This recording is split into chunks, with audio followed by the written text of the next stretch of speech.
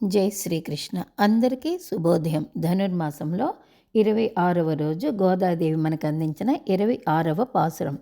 మాలే మణివண்ண మార్గళి நீராடுவான் மேலேயா சேயவனகள் வேண்டுவன கேட்டியல் ஞாலத்தை எல்லாம் நடுங்க முரல்வனாம் பாலன்ன வண்ணத்துவன் பாஞ்சஜன்னியமே போல்வன செங்கங்கள் போயப்பாடுடைனவே சாலப்பெரும் பறையே பல்லாண்டை சைப்பாரே கோல விளக்கே கொடியே விதானமே ఆలి నిలయయ్యాయ్ అరుళయేలోరెంబావాయ్. 26 నుంచి 30వ పాసురం వరకు భోగవ్రతము అంటారు. భోగము అంటే ఇంకా అనుభవించడమే. మొదట స్వామిని మేలుకొలుపు చేశారు, తరువాత సింహాసనం అధిరోహింప చేశారు, తరువాత మంగళాశాసనములు పాడారు. ఇవన్నీ అయిపోయాయి. ఇక ఏ ఫలితాన్ని ఆశించి ఈ వ్రతం చేస్తున్నారో ఆ స్థితికి చేరుకున్నారు గోపికలు. అదే భోగవ్రతం. స్వామి గోపికలు ఎదురెదురు చేరారు. వీరంతా అనంతమైన ప్రేమతో స్వామినే చూస్తూ ఉన్నారు. స్వామి కూడా ఇంకా ఎక్కువ ప్రేమతో గోపికలను చూస్తున్నారు. చూపులు కలిసిన శుభవేళ అన్నట్లుగా ఉంది ఆ ఘట్టం. స్వామి సింహాసనం పైన విరాజమానులై ఉన్నారు. గోపికలందరూ అవ్యాజమైన ఆ ఆనందాన్ని అనుభవిస్తూ స్వామి ఎదురుగా ఉన్నారు. మధ్యలో ఒక రకమైనటువంటి స్తబ్దత. ఎంతో ఆరాటపడి, ఆత్రపడి, విరహపడి, విశ్లేషణ పొంది ఎలాగైనా జీవిత లక్ష్యం ఒకసారి స్వామి దర్శనం అనుకొని ఆ స్థితిని దాటేసి ఇప్పుడు కొంత సమయం స్వామితో గడపాలని అనుకొని అందరూ ఒక చోట చేరుకున్నారు. స్వామివారికి కూడా అలాగే ఉందట, గోపికలతో కలిసి ఉండాలని. అందరూ కలుసుకున్న తర్వాత పరమాత్మ గోపికల మధ్యలో మౌనం ఏర్పడింది. కొంత సాహసించి గోపికలందరూ స్వామితో మాట్లాడటానికి ప్రయత్నించారు. గోపికలందరూ గమనించారు స్వామి యొక్క ప్రేమ వీరందరిపైన ఎంత ఉందంటే ఆ ప్రేమ అలా ప్రవహిస్తుందట. ఆ ప్రేమకు వీళ్ళందరూ ఆనందపడిపోతూ ఉన్నారు. మణివర్ణుడు అని స్వామిని కీర్తిస్తున్నారు. మణి ఎలాగైతే ప్రకాశిస్తుందో ఆ మణిలో నుంచి చూస్తే అటువైపు ఉన్నవి ఎలా గోచరమవుతాయో అలాగా స్వామికి వీరిపైన ఉన్న ప్రేమ, అనురాగం అద్దంలో చూసినట్లుగా వీరు తిలకిస్తున్నారు. తిరిగి ఓ వ్యామోహమా అని స్వామిని కీర్తిస్తున్నారు. వ్యామోహం ఒక ఆకృతిని దాల్చితే అలా సమ్మోహనముగా కృష్ణ రూపం దాల్చి ఉన్నదట ఆ వ్యామోహం. అలా కనిపిస్తున్నారు కృష్ణ పరమాత్మ వీరందరికీ. మేమంటే ఎందుకు అంత ప్రేమ స్వామికే అని ఆనందపడిపోతున్నారు గోపికలు. స్వామి వీరితో అసలు ఏమి కోరి మీరు వచ్చారు అంటే, స్వామి మీతో వరమాల కావాలి అన్నారు గోపికలు. అప్పుడు స్వామి, మీరు వ్రతం అన్నారు కదా, మీకేమి కావాలి అని అడిగారు. అది విని వీరందరికీ చాలా కోపం వచ్చింది. ఏముంటుంది కనుక కృష్ణ దర్శనమే. స్వామి నువ్వు లేకపోతే ఉండలేము, చూడకపోతే ఉండలేము అని మా నోటితో చెప్పించాలా అని అనుకుంటున్నారు గోపికలు. నిజంగా చెప్పాలంటే వ్రతం అనే వంకతో వచ్చాం, కానీ గోపికల లక్ష్యం భగవంతుని దర్శనం చేసుకొని స్వామివారి అనుగ్రహం పొందాలని.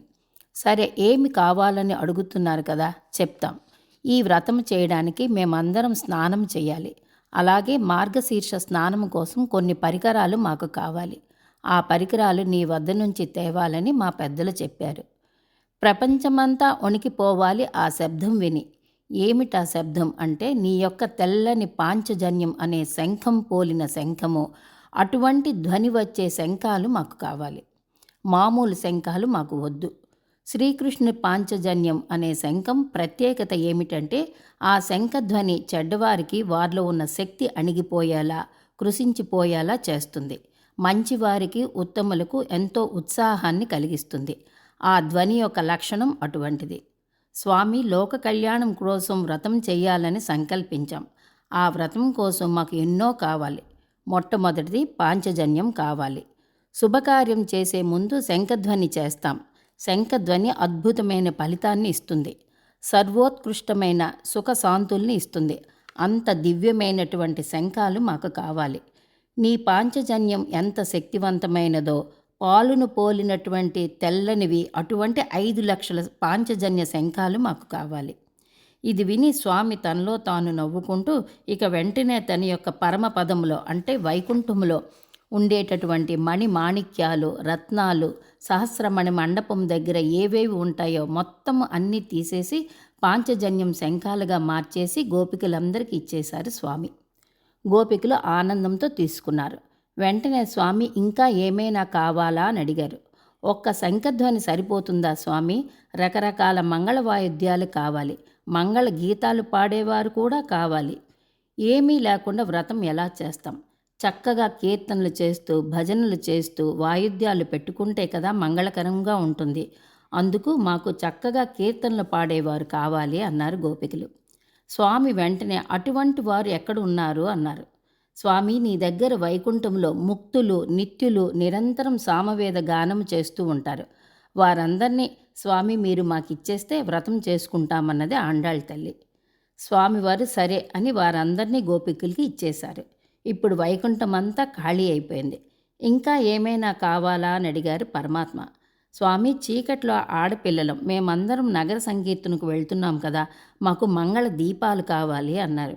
మంగళ దీపాలు ఎక్కడున్నాయని స్వామి అంటే, శ్రీరంగంలో మంగళ రేఖలుగా అమ్మవార్లు నీ పక్కనే ఉన్నారు కదా, అమ్మవార్లే దీప శిఖలు, మీరు వారిని మాకిస్తే మేము వ్రతం చేసుకుంటాం అన్నారు.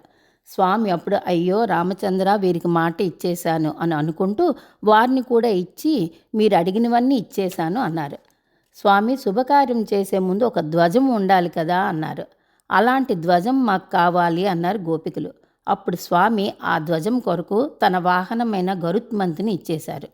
ఫలానా కార్యం చేస్తున్నామని అందరికీ తెలియాలి కదా, దానికోసం ఒక పెద్ద జెండా లాంటిది కావాలి అన్నారు గోపికలు.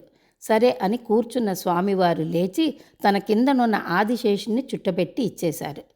స్వామి, మంచులో చలికి వణికిపోతాం కదా, పైన కప్పడానికి ఒక చాందిని లాంటిది కావాలి అన్నారు.